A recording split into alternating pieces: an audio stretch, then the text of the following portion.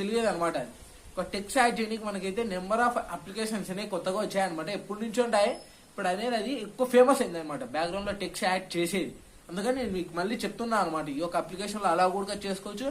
మీ యొక్క ఫోటోలో ఏదైనా సరే లైటింగ్ అనేది తక్కువ ఇంక్రీజ్ చేయొచ్చు. మీ యొక్క ఫేస్ ని కూడా మీరు బాగా నీట్ గా తెల్లగా 4K లో డిఎస్ఎల్ఆర్ లో ఎత్తినట్టు దీంతో కూడా కన్వర్ట్ చేయొచ్చు అనమాట. ఈ యొక్క అప్లికేషన్ లో ఫోటోస్ ఎడిటింగ్ కు ఇదైతే మీకు ఓన్లీ ఫోటోస్ ఎడిటింగ్ వరకు యూజ్ అవుతుంది. వీడియోస్ కి అయితే ఇది వేస్ట్ అనమాట మీకు వచ్చేసి. ఎందుకంటే దీంతో వీడియోస్ ఎడిట్ చేయడానికి మీకు ఆప్షనే ఉండదు, ఓన్లీ ఫర్ ఫోటోస్. ఓకేనా? ఇంకా ఇలాగే దీంతో ఫీచర్స్ వచ్చేసి మీకు లో లైట్ లో యాడ్ చేసుకోవచ్చు. ఒక ఫోటో బ్యాక్గ్రౌండ్ లో మీ యొక్క ఫోటోను కూడా యాడ్ చేసుకోవచ్చు.